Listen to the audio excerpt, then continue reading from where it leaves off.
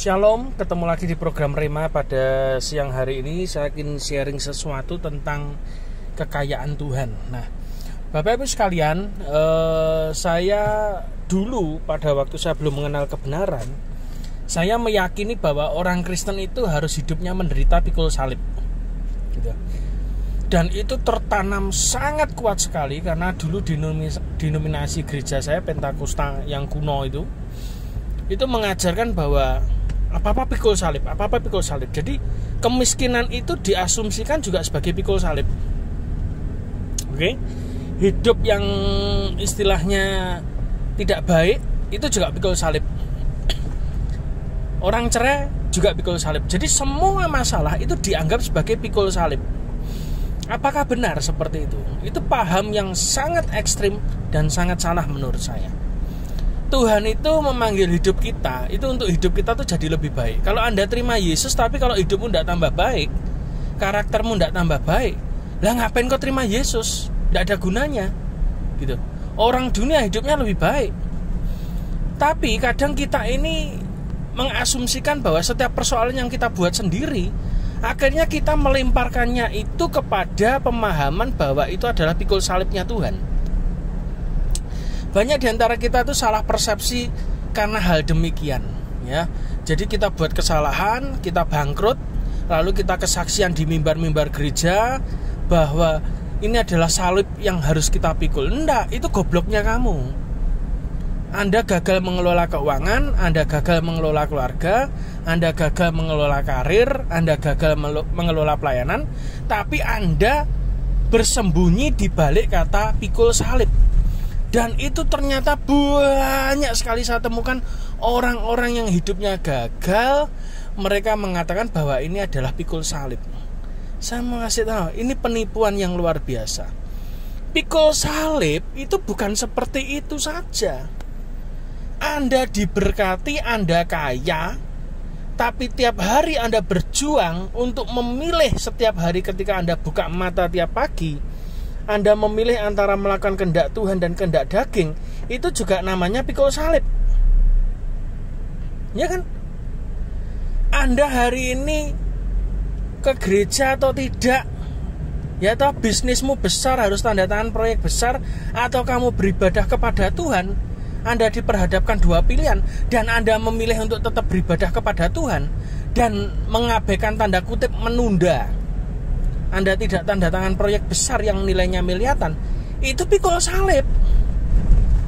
Jadi pikul salib itu bukan bangsa-bangsa yang menderita, miskin, tidak bisa makan gitu. Bukan, itu karena kesalahanmu sendiri, kamu gagal.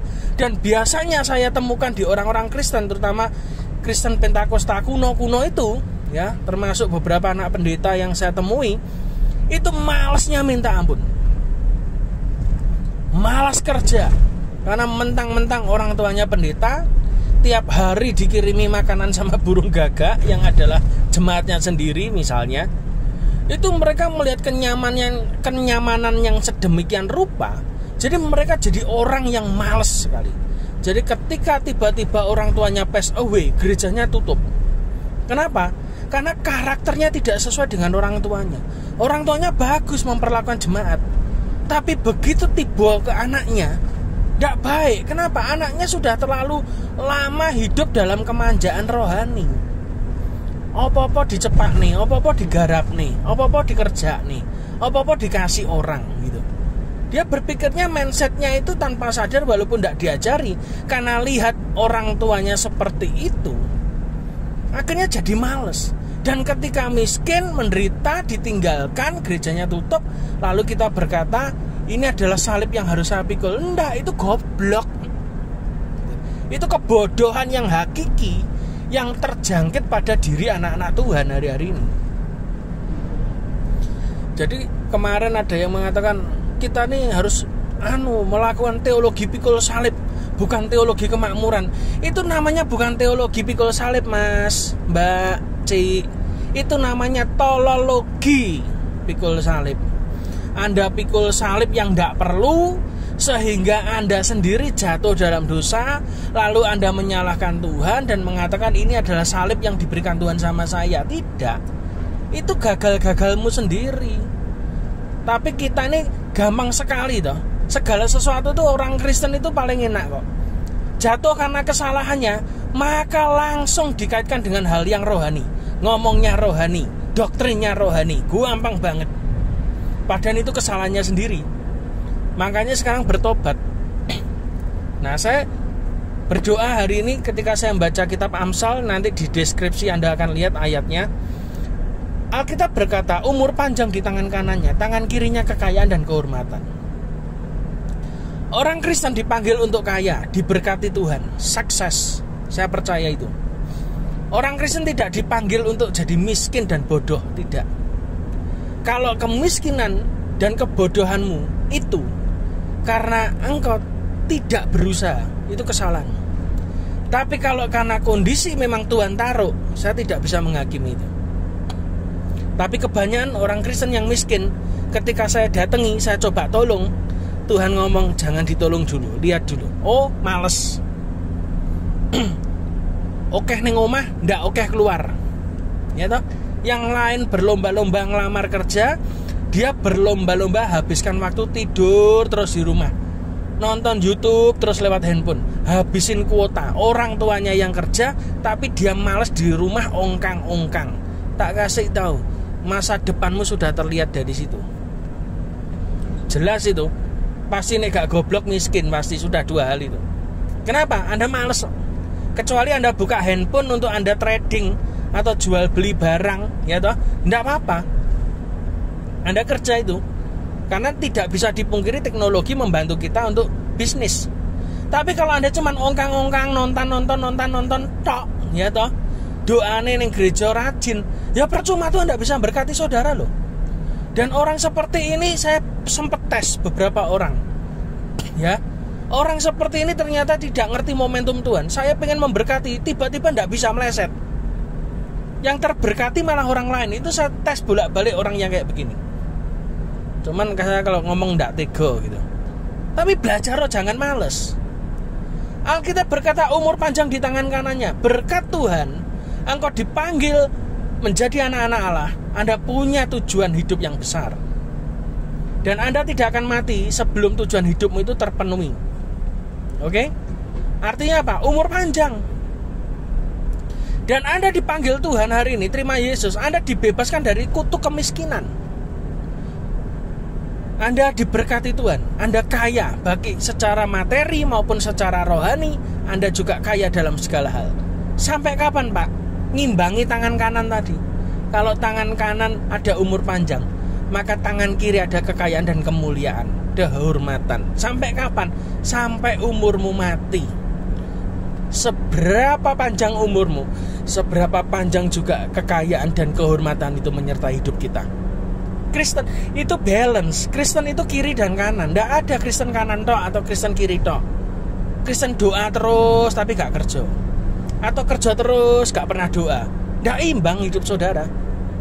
Amsal ini bukan ayat ulang tahun ini sebetulnya, tapi ini sebetulnya satu pesan keras untuk anak Tuhan. Anda dipanggil Tuhan bisa jadi kaya, bisa jadi berkat, bisa memberkati bangsa-bangsa, bisa kasih makan banyak orang. Itu ayat yang betul. Jadi ini bukan ayat happy birthday, bukan. Ini satu pesan yang kuat sekali dalam kehidupan saya. Tidak ada ceritanya kutukan generasi ketiga.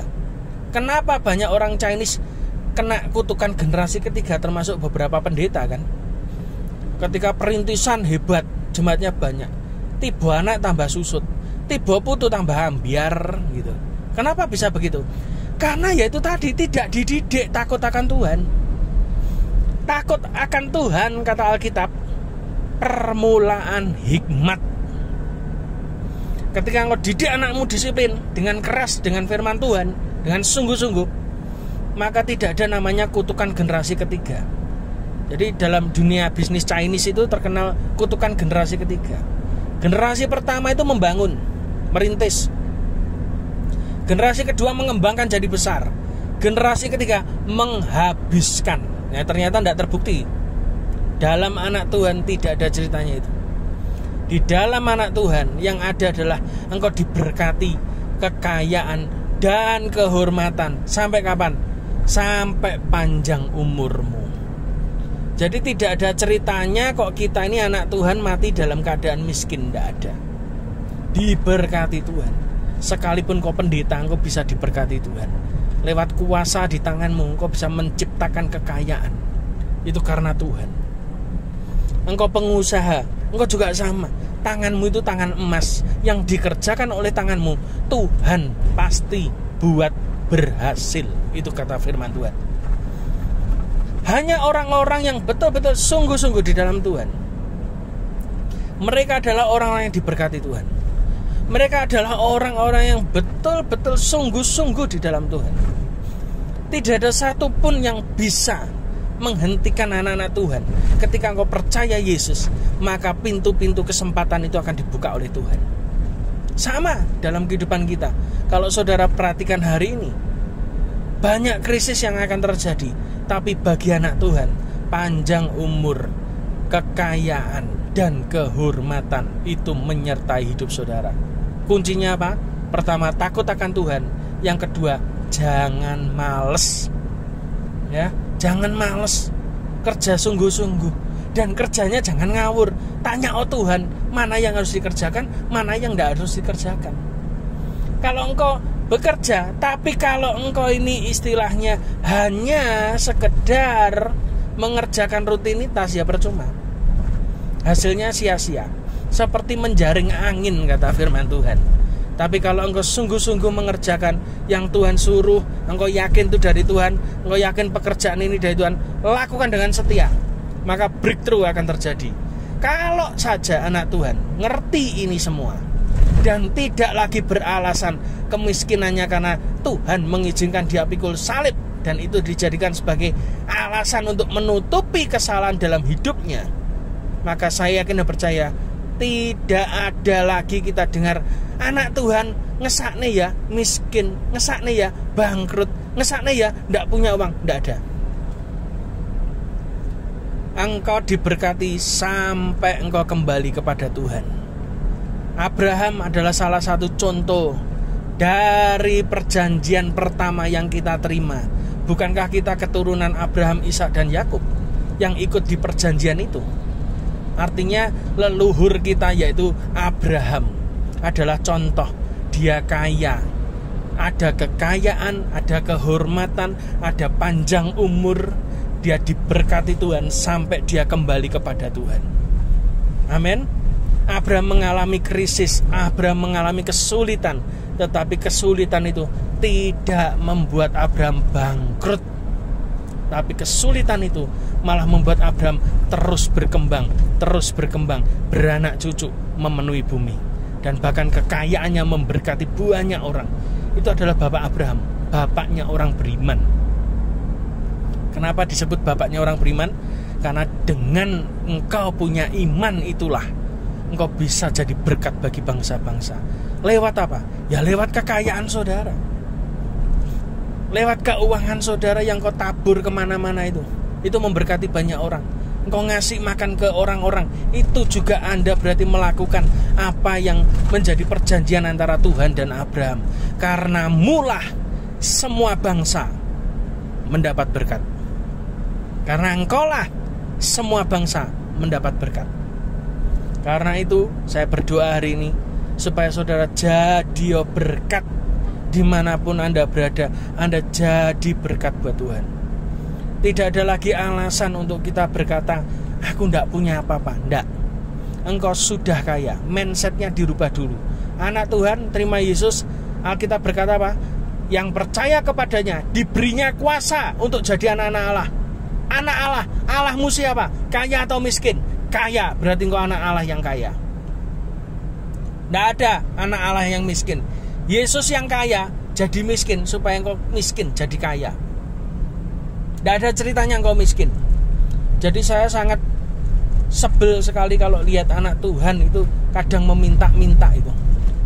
Dalam roh saya ini marah gitu. Ya, bukan marah sama orangnya, enggak, tapi marah pada perbuatan setan. Kok bisa anak Tuhan mepet kekurangan? Enggak boleh ini. Enggak jadi berkat, jadi sandungan terus. Pelayanannya bagus tapi utang kemana-mana. Enggak boleh. Anak Tuhan harus diberkati Tuhan. Orangnya Tuhan dipelihara Tuhan. Saya yakin itu. Dan cara Tuhan memelihara dengan cara Tuhan yang ajaib, yang tidak pernah kau pikirkan, tidak pernah kau dengar, tidak pernah kau lihat, bahkan tidak pernah timbul dalam hatimu. Itu disediakan bagi orang yang mengasihi Dia. Tuhan Yesus memberkati.